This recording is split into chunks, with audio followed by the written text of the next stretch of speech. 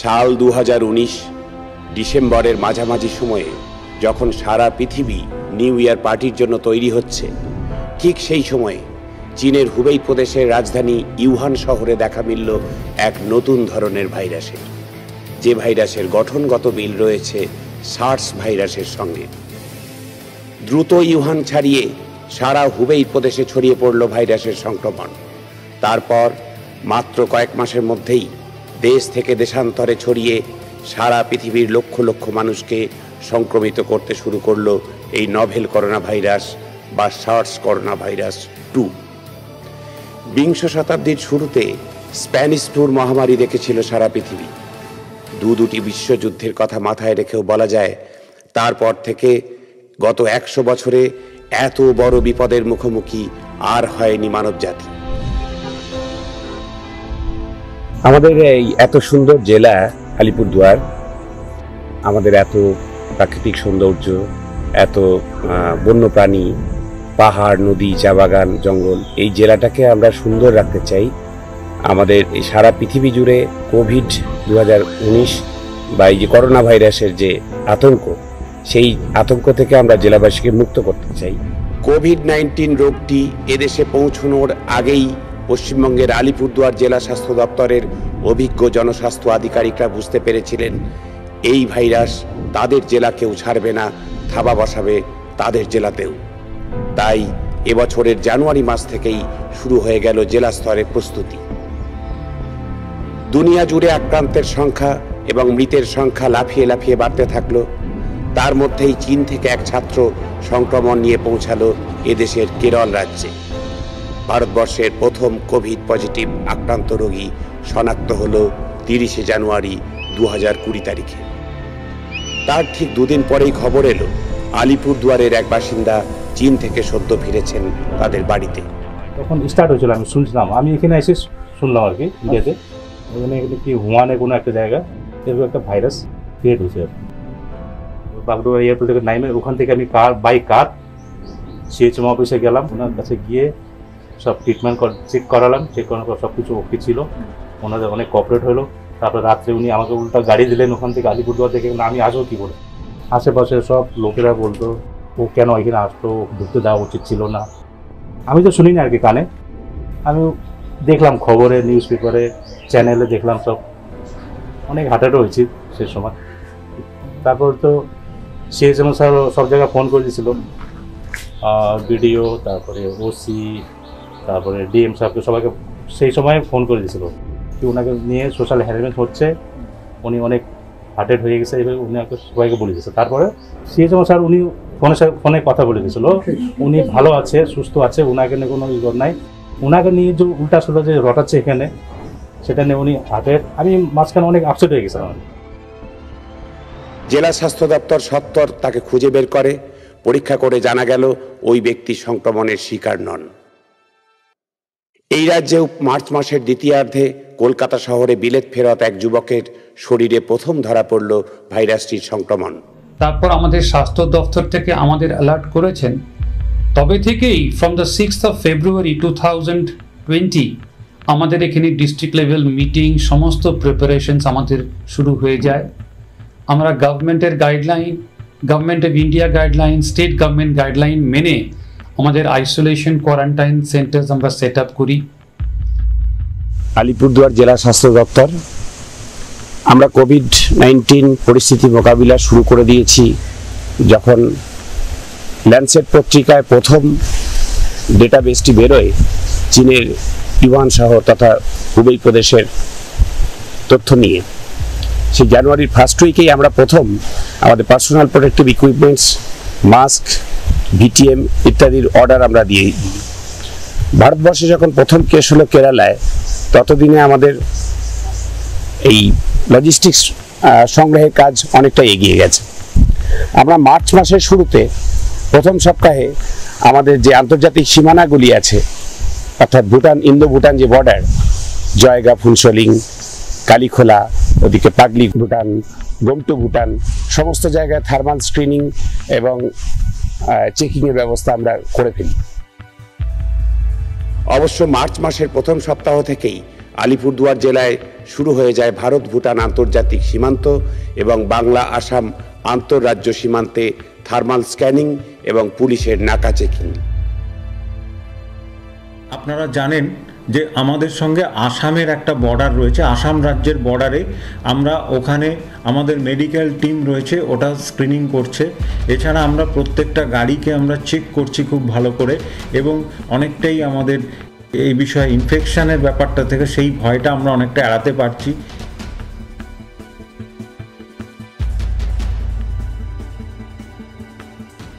Falakata super speciality হাসপাতালের isolation ওয়ার্ডে সম্ভাব্য কোভিড রোগীদের ভর্তি ও চিকিৎসার যাবতীয় প্রস্তুতি সারা হলেও এপ্রিল মাসের প্রথম সপ্তাহে রাজ্য সরকারের নতুন নির্দেশ এলো কোভিড হাসপাতাল গড়ে তুলতে হবে তপসিখাতা আয়ুষ হাসপাতালে।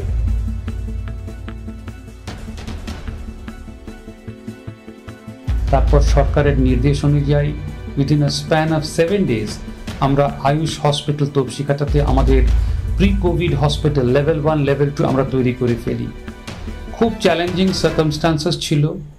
আমাদের district magistrate, superintendent of police, executive engineer, PWD, সমস্ত স্বাস্থ্যকর্মী, সমস্ত সেক্টরের হেল্প নিয়ে আমরা একটা মডেল, একটা প্রি কোভিড হসপিটাল তৈরি করতে পেরেছি।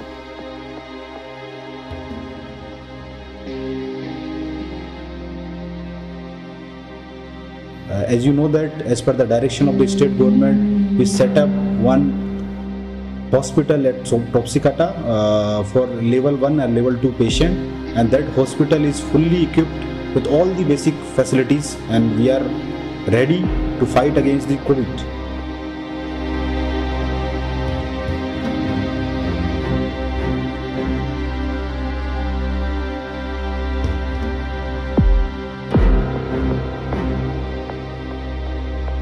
সাত দিনের মধ্যে ওই হাসপাতাল, একটা আয়ুর্বেদিক হাসপাতালকে অত্যাধুনিক ব্যবস্থা সম্পন্ন ক্রিটিক্যাল কেয়ার ইউনিট, ভেন্টিলেটর সহ, ডায়ালিসিস ইউনিট সহ আধুনিক ইনফেকশন কন্ট্রোলে যাবতীয় ব্যবস্থা করে ফেলা, এটা যুদ্ধকালীন পরিস্থিতি ছিল। দিনরাত কাজ করেছে আমাদের পুরো টিম, এবং করে আমরা শেষ অবধি একটা আন্তর্জাতিক মানের লেভেল 1 এবং লেভেল 2 প্রি কোভিড হসপিটাল গড়ে তুলতে পেরেছি তপসিখাতায়।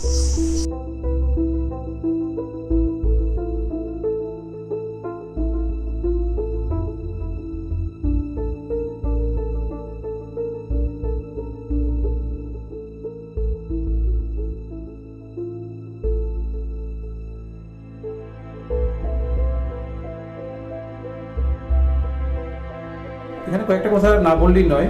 একটা প্রি কোভিড হসপিটাল হঠাৎ করে তপসিখাতায় চালু করা খুবই কঠিন ছিল। সেই ব্যাপারে আমাদের অ্যাডমিনিস্ট্রেশনের প্রচণ্ড সাহায্য পেয়েছি।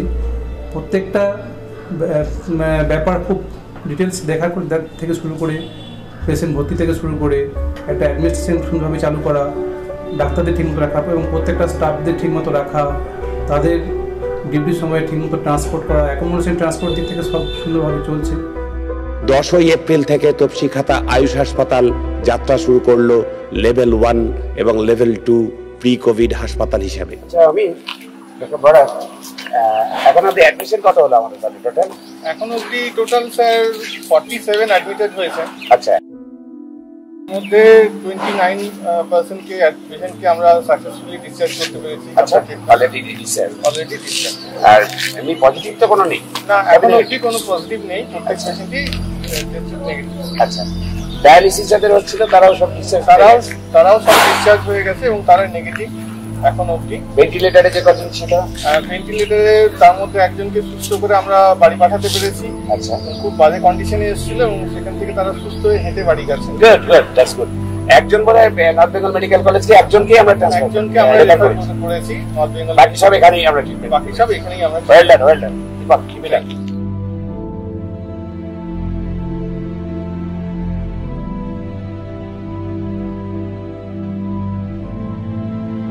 আমরা এই রুটিন অ্যাক্টিভিটির মাধ্যমেই আমরা একটা টিম অফ 5 জন, তারা অ্যাম্বুলেন্স করে এইমস দিল্লি থেকে তারা এসছিলেন।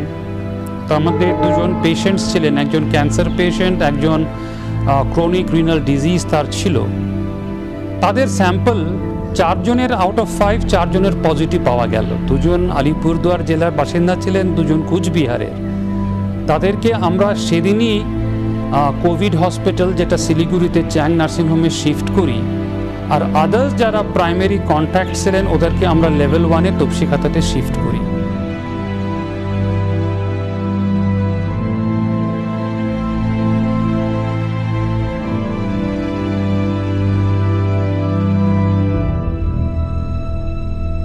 ওখানে আমরা যথেষ্ট ভালো পরিষেবা পেয়েছি, আর আলিপুরে যখন ছিলাম সেখানেও যথেষ্ট সম্মান পেয়েছি, ভালো পরিষেবা পেয়েছি। ডাক্তার বলুন, নার্স বলুন, সাফাই কর্মী বলুন, যে কেউ হোক, তখন কি খেলাম না খেলাম, ওষুধ খেয়েছি কিনা, মানে অবস্থা খুব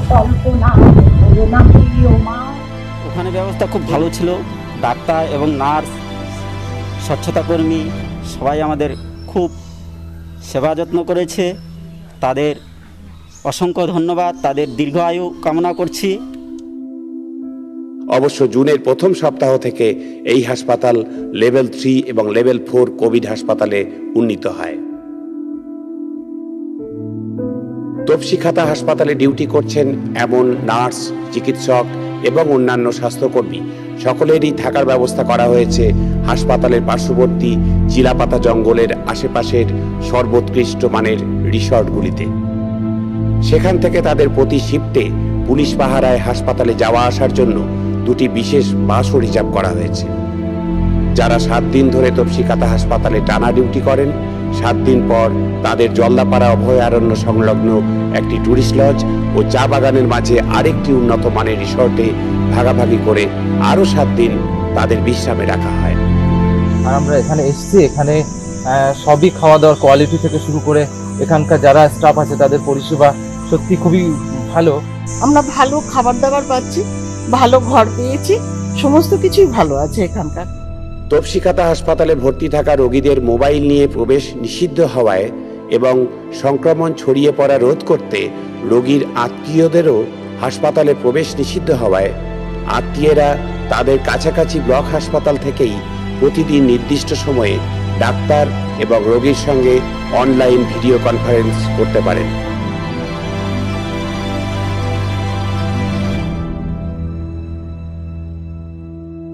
এরপরেই স্বাস্থ্য দপ্তরের সামনে চলে আসে এক কঠিন চ্যালেঞ্জ, টেস্টিং এর প্রয়োজনে স্যাম্পল কালেকশনের জন্য জেলার 3টি বড় হাসপাতালে স্যাম্পল কালেকশন কিয়স্ক এবং ব্লকে মোবাইল স্যাম্পল কালেকশন ভ্যান চালু করা হয়।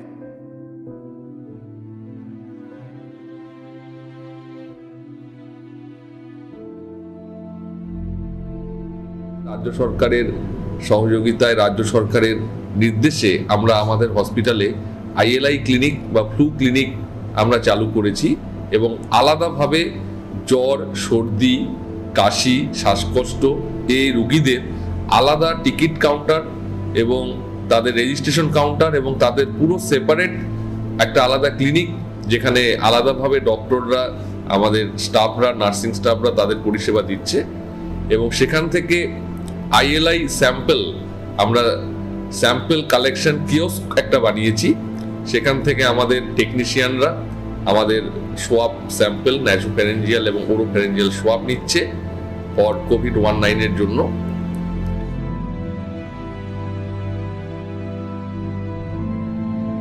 দেশের বাইরে থেকে, রাজ্যের বাইরে থেকে এবং জেলার বাইরে থেকে যারা এই জেলায় এসেছেন তাদের জন্য সরকারি খরচে কোয়ারেন্টাইন সেন্টার চালু করা হলো বিভিন্ন ব্লকে এবং পৌরসভায়। যাদের সাধ্য আছে তাদের জন্য নিজ খরচে হোটেল কোয়ারেন্টাইনেরও সুযোগ করে দেওয়া হয়।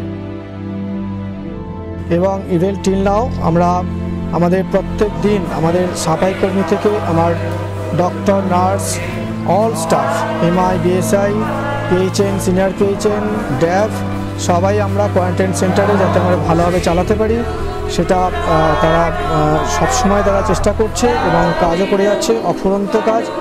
এছাড়া আমাদের যা সাবসেন্টার আছে, আমার 44খানা সাবসেন্টার আছে, সাবসেন্টারের ANM দিদিরা এবং আশা দিদিরা তারা অফুরন্ত অক্লান্ত পরিশ্রম করে আমাদের যে ILI পেশেন্ট আছে তাদের নোট করছেন।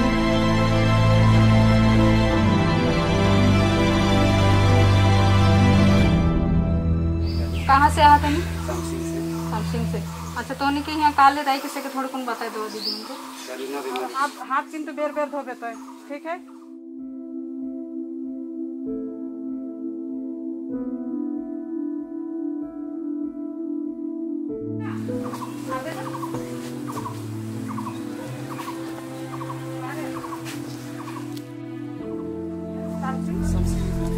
खाली ठहरे ने जब मैं जा रहा लेकिन हमने क्या कही तो के घरे रह के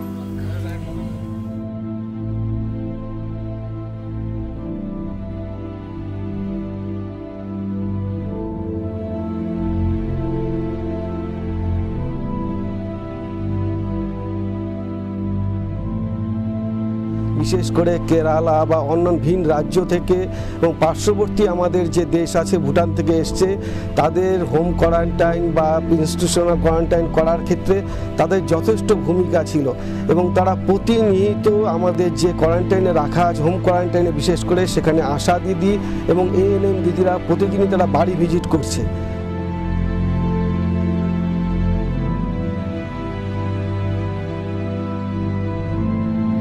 আমাদের আইসোলেশনে 24টি মেল 24টি ফিমেল বেডও রাখা আছে, রেডি আছে, যে কোনো সময় যদি প্রয়োজন হয় সেটা ব্যবহার করা যেতে পারে। ফালাকাটা এসএসএইচের এই লড়াইয়েতে ফালাকাটাবাসীরা খুব ভীষণ রকমভাবে আমাদের সঙ্গে রয়েছেন। তারা বিভিন্নভাবে এসএসএইচের জন্য এবং কোয়ারেন্টাইন সেন্টারের জন্য অ্যাকোয়াগার্ড পানীয় জলের জন্য এবং ওয়াশিং মেশিন, সাবান বিভিন্ন কিছু দান করেছেন যাতে সেখানকার ইনমেটদেরকে অনেক বেটার কমফোর্ট দেওয়া যায়।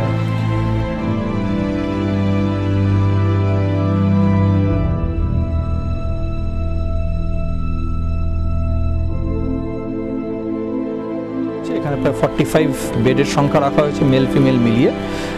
প্রায় 30 মতন বেড মেল আছে, বাকি পার্ট ফিমেলের বেড জায়গাটা করে রাখা আছে।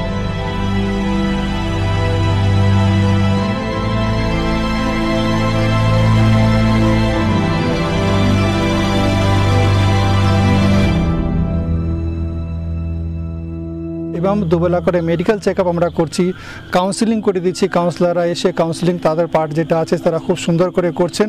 প্রত্যেকে খুব হোমলি ঘরের মতন যেরকম পরিবেশ, সেই পরিবেশ যাতে থাকা যায় সেটা আমরা এইখানে দেওয়ার চেষ্টা করছি। ফেসিলিটি কোয়ারেন্টাইন বলুন, আমাদের বাগানের যে হসপিটালগুলো আছে সেগুলোকে আমরা আপগ্রেড করেছি। সমস্ত প্রশাসনের সহযোগিতায় আমাদের ব্লকের বিডিও সাহেব এবং জনমত নির্বিশেষে জনপ্রতিনিধিরা আমাদের সাথে প্রচুর হেল্প করেছেন এই ব্যাপারে। বাগানের যে ম্যানেজমেন্ট আছে তারা তাদের সাধ্যমতো আমাদেরকে হেল্প করেছেন।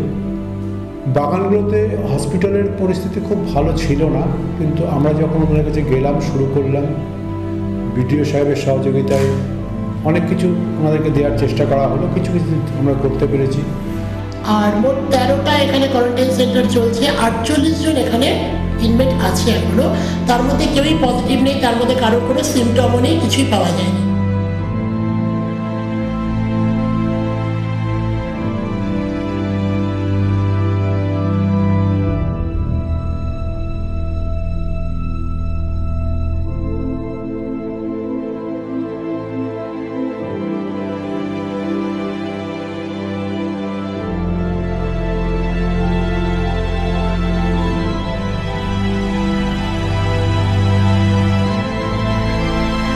এবং এই কাজকর্ম অনুযায়ী প্রথমেই আমরা ফ্লু ক্লিনিক, যেটা কামাখ্যাগুড়ি রয়্যাল হসপিটালে আমাদের আছে, সেই ফ্লু ক্লিনিক আমরা প্রতিদিন চালাচ্ছি। এই ফ্লু ক্লিনিকে আমরা সাধারণত যে সমস্ত রিটার্নি মাইগ্রেন্ট আসে, রিটার্নি মাইগ্রেন্টকে বিভিন্ন জায়গা থেকে পুলিশ দপ্তর এখানে নিয়ে আসেন এবং তাদের হেলথ চেক আপ করিয়ে, তাদের বিভিন্ন টেস্ট করিয়ে, তাদের থার্মাল স্ক্রিনিং করিয়ে তাদেরকে তাদের সাজেশনমূলক তারা হোম কোয়ারেন্টাইন যাবে নাকি তারা আমাদের ফেসিলিটি কোয়ারেন্টাইন যাবে, সেই হিসাবে আমরা সেই জিনিসটা দেখাই। নবোদয় আমাদের এখানে 12বিশা নবোদয় বিদ্যালয় আছে, সেখানে আমরা তাদেরকে পৌঁছে দিয়ে আসি।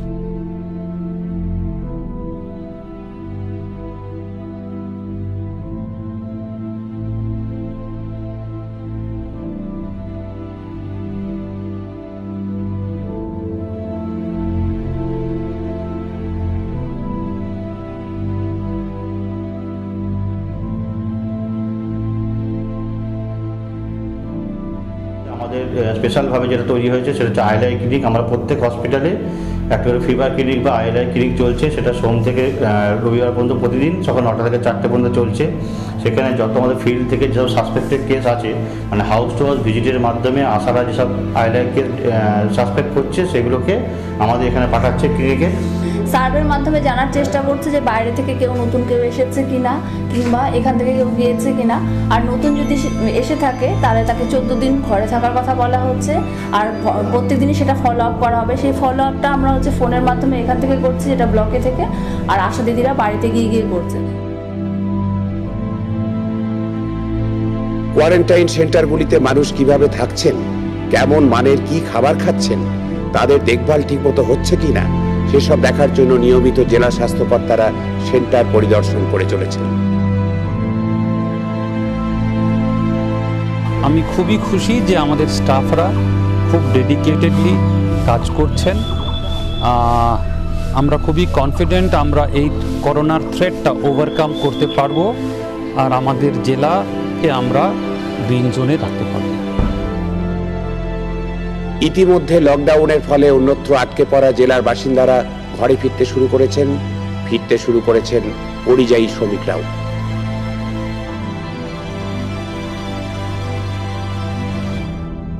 বাইরের থেকে যারা আসছে তাদেরকে আমরা ফ্যাসিলিটি কোয়ারেন্টাইনে রাখা থেকে শুরু করে এখন যেমন বাইরের থেকে পরিযায়ী শ্রমিকরা আসছে তাদেরকেও ফ্যাসিলিটি কোয়ারেন্টাইনে রাখা, এবং সমস্ত লোকেদের কোভিড-19 টেস্ট করে 14 দিন ফ্যাসিলিটি কোয়ারেন্টাইনে রেখে তারপরে আমরা আবার তাদেরকে অ্যাডভাইস করছি স্ট্রিক্ট হোম কোয়ারেন্টাইন আরও 14 দিন।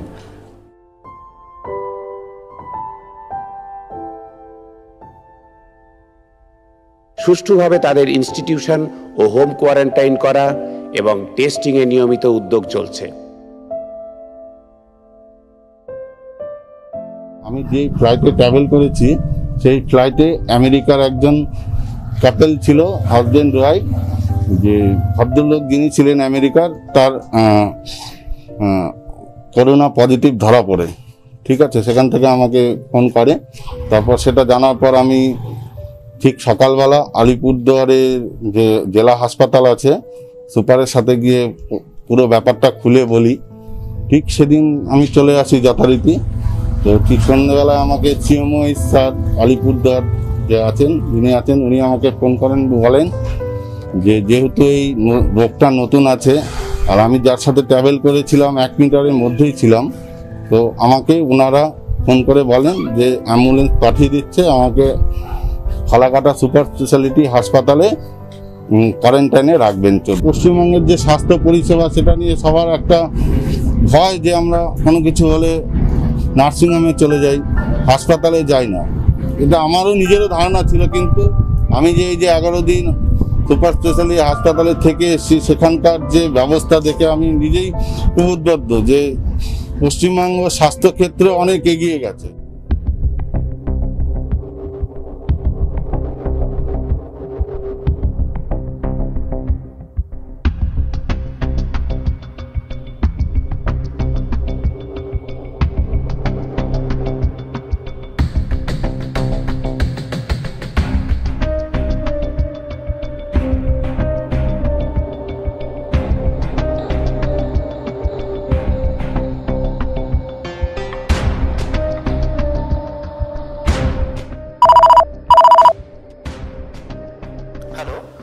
কালিম্পং ডিএম অফিস থেকে বলছি। আমাদের এখানে এক দম্পতি আপনাদের ওখানে ইতিমধ্যে গেছেন, যিনি দিল্লিতে এক কোভিড পজিটিভ পেশেন্টের সাথে হোটেল শেয়ার করেছেন। नेक्स्ट डे हम लोग यहाँ पे प्राइमरी हेल्थ केयर जो है वहाँ पे जाके डॉक्टर से बात किया। डॉक्टर ने बोला कि कोई प्रॉब्लम नहीं है, घर में क्वारंटाइन रहने के लिए बोला। फिर सेम नाइट फेसबुक लगा, फेसबुक में हमारा जो पोस्ट हो गया था, वायरल हो गया। इसकी वजह से यहाँ का जयगांव का डेवलपमेंट सर जो है पासंग दोगी सर, उन्होंने हमको इन्फॉर्म करके फिर ये जो मेडिकल फालाकाटा का जो अलीपुरद्वार का सीएमओ जो है उन्होंने हमसे कांटेक्ट करके फिर 26 के रात को हम लोग को फालाकाटा हॉस्पिटल ले गए, ठीक है। तो वहाँ 26 के रात से लेके हम लोग अप्रैल की 1 तारीख को हम लोग वहाँ से डिस्चार्ज हुए। उस बीच में हमारा 28 को टेस्ट का रिपोर्ट नेगेटिव आया। फिर 1 तारीख को हम लोग डिस्चार्ज होकर यहाँ आए, फिर 2 तारीख से लेकर 15 तारीख तक हम होम क्वारंटाइन रहे। সুষ্ঠুভাবে তাদের ইনস্টিটিউশন ও হোম কোয়ারেন্টাইন করা এবং টেস্টিংয়ে নিয়মিত উদ্যোগ চলছে। প্রতিদিনের কাজের পর্যালোচনা, পরের দিনের কাজ এবং তা রূপায়ণের পরিকল্পনার উদ্দেশ্যে জেলার স্বাস্থ্য আধিকারিকরা প্রতিদিন সন্ধ্যায় ব্লক স্বাস্থ্য আধিকারিক ও হাসপাতাল সুপারিনটেন্ডেন্টদের সঙ্গে ভিডিও কনফারেন্সিং করছেন গোড়া থেকেই। রাজধানী কলকাতা থেকে দূরতম জেলার নাম আলিপুরদুয়ার। এ জেলায় অসংখ্য রিজার্ভ ফরেস্ট, চা বাগান, পাহাড়ি উপত্যকা, বনবস্তি, সংখ্যালঘু এবং আদিবাসী সম্প্রদায়ভুক্ত মানুষের বাস। জেলাটির আর্থভৌগোলিক এবং সামাজিক বাস্তবতার জন্য জনস্বাস্থ্য সংক্রান্ত যে কোনো কর্মসূচি রূপায়ণই বড় চ্যালেঞ্জ। আলিপুরদুয়ার জেলার মোট 64টি চা বাগানেই সমান তালে কোভিড নিয়ন্ত্রণের কাজ শুরু করে স্বাস্থ্য দপ্তর। বাগান কর্তৃপক্ষগুলির সঙ্গে যৌথভাবে দফায় দফায় মিটিং করে স্বাস্থ্য দপ্তর নিশ্চিত করে যে শ্রমিকেরা সোশ্যাল ডিস্ট্যান্সিং এবং হাত ধোয়ার নিয়ম মেনে তবেই কাজে যোগ দেবেন। আর সেজন্য প্রয়োজনীয় পরিকাঠামোগত বন্দোবস্ত কর্তৃপক্ষকে কাজ শুরু হওয়ার আগেভাগেই করে ফেলতে হবে। তো আমাদের এই লকডাউন খোলার পরে সরকারি নির্দেশ অনুযায়ী প্রথম কয়েকদিন 3 দিন আমাদেরকে 15% শ্রমিক নিয়োগ করে আমাদের যত আমাদের লেবার স্ট্রেংথ আছে তার 15% লেবার শ্রমিক নিয়োগ করে আমরা কাজ শুরু করেছিলাম। তারপরে সরকারের কাছে আমরা আর্জি জানাই যে 15% কাজ দিয়ে আমাদের বাগান চালানো খুব কষ্ট হচ্ছে। তখন মাননীয় মুখ্যমন্ত্রীর নির্দেশে আমরা 25% লোক দিয়ে আমাদের কাজটা আমরা শুরু করেছি। তা আমরা আবার আজকেও আমরা একটা চিঠি আমরা মাননীয় জেলা শাসকের মাধ্যমে মাননীয় মুখ্যমন্ত্রীর কাছে আমরা পাঠিয়েছি। চা বাগানের শ্রমিকদের মধ্যে তৈরি হওয়া সচেতনতা ও শৃঙ্খলা পরায়ণতা এই জেলাকে কোভিড নিয়ন্ত্রণে অনেকখানি এগিয়ে দেয়।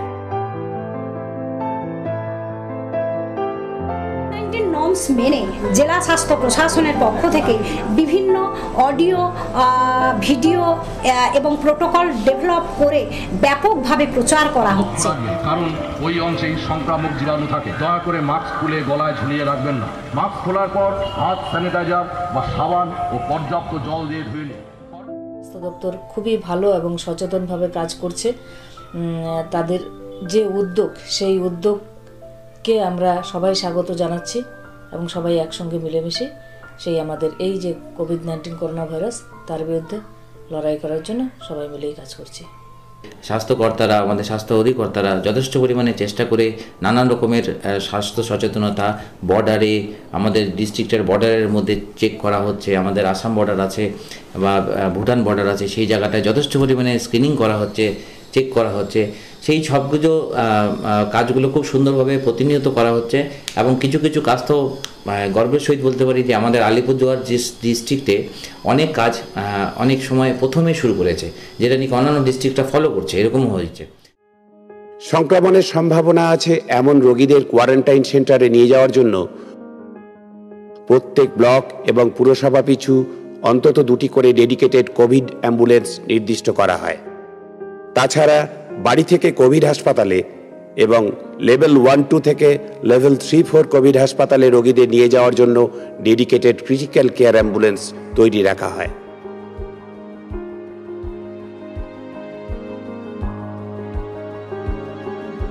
আইসিএমআর যে মুহূর্তে ট্রুন্যাট মেশিনে করোনা ভাইরাসের পরীক্ষার ছাড়পত্র দিল, সেই মুহূর্তেই জেলায় একটি ট্রুন্যাট মেশিন ফালাকাটা হাসপাতালে প্রতিস্থাপিত করা হলো।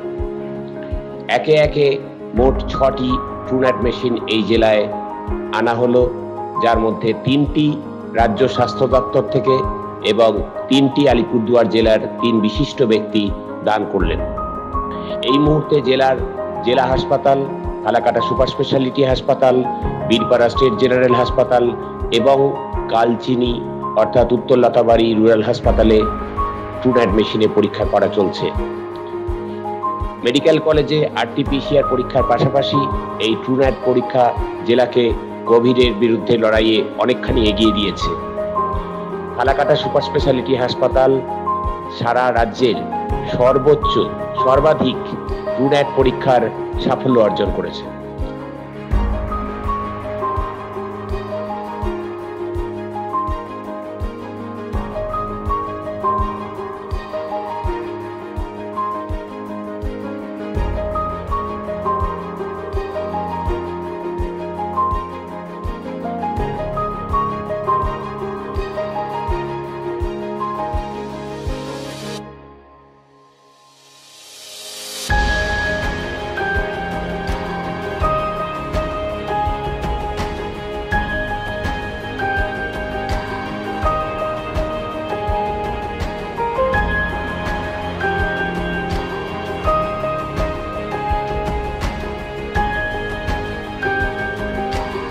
জেলার প্রস্তুতি মোটামুটি ঠিক জায়গাতে আমরা দেখতে পাচ্ছি।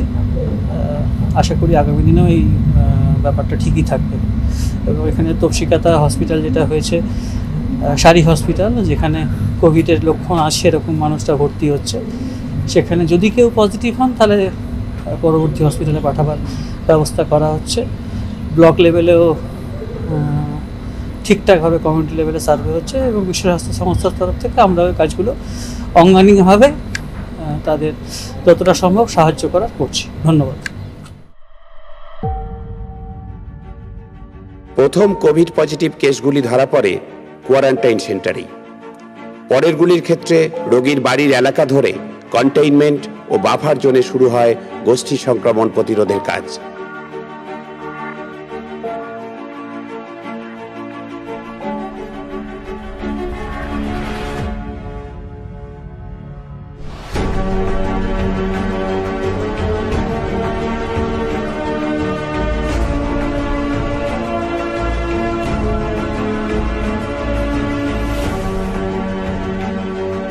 কোভিডের বিরুদ্ধে টিম আলিপুরদুয়ারের লড়াই এক দৃষ্টান্ত। এ লড়াই চলবে, এ লড়াইয়ে জিততেই হবে।